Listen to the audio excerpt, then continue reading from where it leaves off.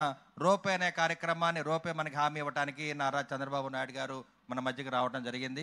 ఇవన్నీ కూడా నెరవేర్చుకోవడానికి, గ్రామాల్లో ఉన్న మౌలిక సదుపాయాలు ఏర్పాటు చేసుకోవడానికి, త్రాగునీరు, అదేవిధంగా 1,00,000 లీటర్ల ట్యాంక్ కట్టుకోవడానికి, అదేవిధంగా ఎల్లమంద గ్రామం నడిబోడ్లో ఉన్న వాగును కూడా సుందరీకరణ చేయడానికి కూడా టూరిజం స్పాట్గా ఎల్లమంద గ్రామం ఒకటి, అదేవిధంగా త్రికోటేశ్వరం టెంపుల్, ఇవన్నీ కూడా దగ్గరుండి ఏర్పాటు చేయడానికి మన ప్రీతమ నేత నారా చంద్రబాబు నాయుడు గారు, అదేవిధంగా పట్టుదల గల పవన్ కళ్యాణ్ గారి అండదండలతోటి మనమందరం కూడా నరేంద్ర మోడీ గారి ఆశీస్సులతోటి ఇవాళ రాష్ట్రాన్ని స్వర్ణాంధ్రప్రదేశ్గా మార్చుకోవడానికి మనమందరం కూడా సిద్ధంగా ఉన్నాము.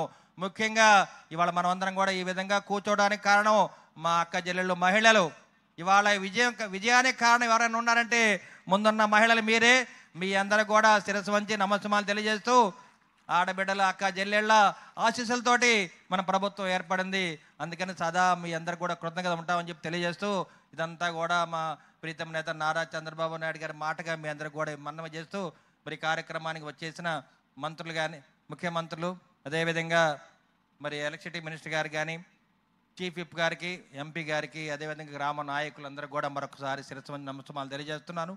అదేవిధంగా ఎవరైతే ఎస్టీ, ఎస్సీ, బీసీ, మైనార్టీ, కాపు వర్గాలందరూ కూడా మన పార్టీకి అండగా ఉన్నారు, అందరిని కూడా గౌరవంగా చూసే బాధ్యత ఉమ్మడి ప్రభుత్వం, ఉమ్మడి ప్రణాళిక ద్వారా తీసుకుంటామని చెప్పి ఈ వేదిక మీద మనవి చేస్తూ, కార్యక్రమానికి వచ్చేసిన ముందు వరుసలో ఉన్న అక్క చెల్లెళ్ళు, అన్నదమ్ములందరూ కూడా శిరస్సు వంచి ప్రమాణం చేస్తున్నాను.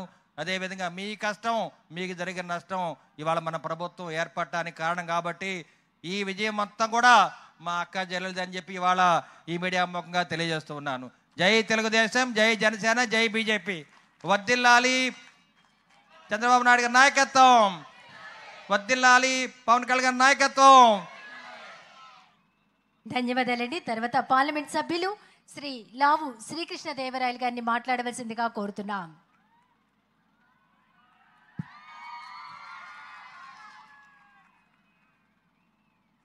పెన్షన్ల పంపిణీ కార్యక్రమంలో భాగంగా ఈరోజు మన నర్సరావుపేట, మన ఎలమంద గ్రామానికి విచ్చేసిన ముఖ్యమంత్రి వర్యులు నారా చంద్రబాబు నాయుడు గారికి, ఇన్ఛార్జ్ మినిస్టర్ గారు గొట్టిపాటి రవికుమార్ గారికి, ఎమ్మెల్యే గారు అరవింద్ బాబు గారికి, చీఫ్ విప్ జీవి ఆంజనేయులు గారికి, వేదిక పైన ఉన్న గ్రామస్తులందరికీ, వేదిక ముందున్న ఎలమంద గ్రామస్తులందరికీ కూడా పేరు పేరు నా హృదయపూర్వక నమస్కారం. పెన్షన్ల పంపిణీ కార్యక్రమం మామూలుగా అయితే ఏదో ఆఫీసర్స్తో నడిపించవలసిన కార్యక్రమం, అలా కాదు అని చెప్పి ముఖ్యమంత్రి గారు, నేను ఒక క్యాంపెయిన్ మోడ్లో నేను ప్రతి 1వ తారీఖున వచ్చి ఏదో ఒక గ్రామానికి, ఏదో ఒక నియోజకవర్గానికి వచ్చి ఈ విధంగా చెయ్యాలి, ప్రజలతో మమేకం అవ్వాలి, వాళ్ళ కల్లా ఆనందం చూడాలి అని చెప్పి ఈ కార్యక్రమం ఇలా చేయటం అనేది ఎంతో ఆనందించాల్సిన విషయం. దానికి మీ తరపున, నా తరపున, అందరి తరపున ముఖ్యమంత్రి గారికి ధన్యవాదాలు తెలియజేసుకుంటా ఉన్నాను. 6 నెలలు అవుతా ఉంది మన ప్రభుత్వం వచ్చి. 92% పైగా పోటీ చేసిన సీట్లన్నింటిలో కూడా కూటమి ప్రభుత్వం విజయం సాధించడం జరిగింది. అద్భుతమైన విజయం, ఎక్కడ కని విని ఎరుగని విజయం. ఈ 6 నెలల్లో కూడా మీ అందరూ చూస్తూనే ఉన్నారు.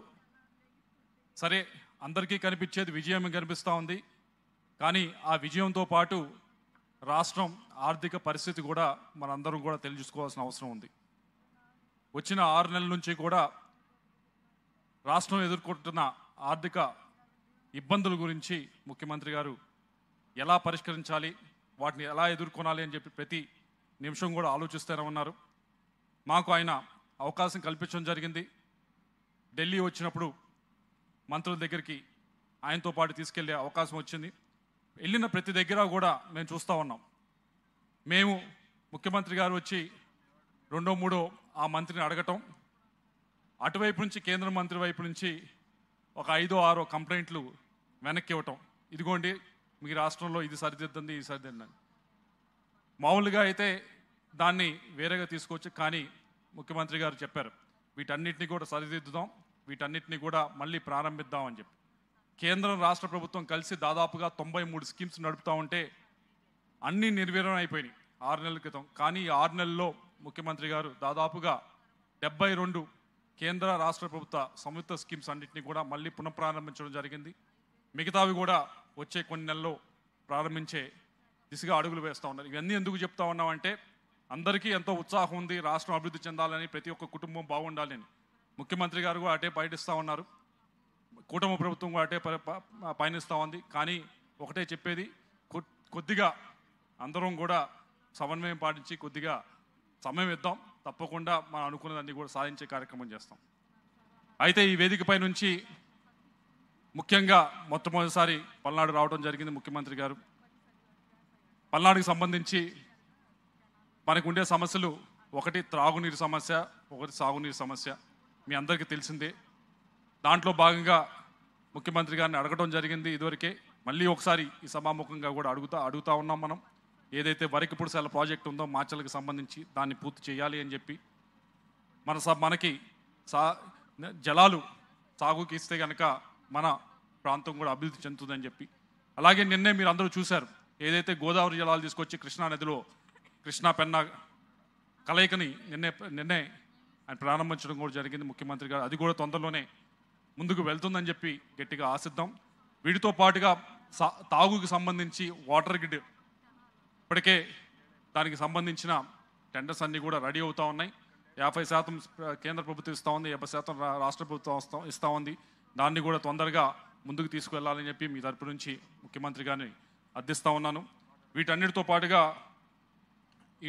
పాటుగా ఏదైతే మనకు సంబంధించి రైతులకు సంబంధించి మరీ ముఖ్యంగా ప్రతిసారి జనవరి ఫిబ్రవరికి వచ్చినప్పుడు రైతులు అడుగుతూ ఉన్నారు, సార్ తైవాన్ స్ప్రేయర్లు కావాలి, పట్టాలు కావాలి. వీటన్నిటిని కూడా కొద్దిగా సబ్సిడీలో గడిచిన కొన్ని సంవత్సరాలుగా రావట్లేదు, దాన్ని మళ్ళీ పునఃప్రారంభించని చెప్పి దాన్ని కూడా ముఖ్యమంత్రి గారిని అడుగుతూ ఉన్నాం. కొద్దిగా ఏదైతే సబ్సిడీలో ట్రాక్టర్లు కానీ తైవాన్ స్ప్రేయర్లు కానీ ఇవి కూడా ఇస్తే ఇక్కడ ఉన్న ఎక్కువ మంది రైతులే కాబట్టి వారికి ఉపయోగం చెందుతుంది. అలాగే ఇక్కడ ఉపాధి కల్పించేదానికి ఒక లెదర్ పార్క్ అన్ని జిల్లాల్లో కూడా అన్ని నియోజకవర్గాల్లో ఎంఎస్ఎంఈ పార్కులు ఎస్టాబ్లిష్ చేస్తూ ఉన్నారు. అలానే మా పల్నాడుకి సంబంధించి ఒక లెదర్ పార్క్ మీరు శాంక్షన్ చేస్తే కనుక తప్పకుండా ఇక్కడ ఉపాధి వస్తుంది.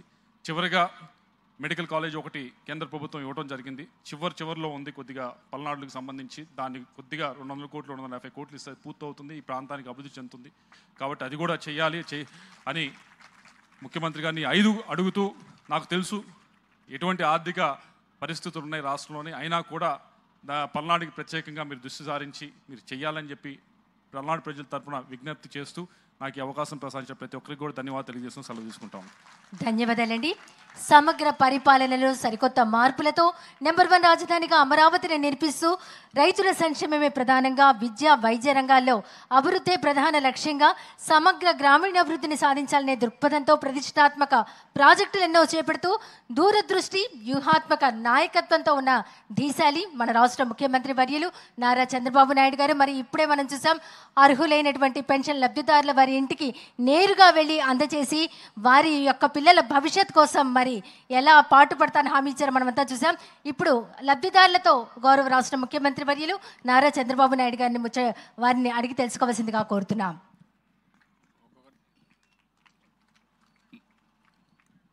నలుగురిని మాట్లాడిచ్చాము, ఒక్కొక్కరిని మాట్లాడి. ముందుగా శ్రీకాకుళం సామ్రాజ్యం.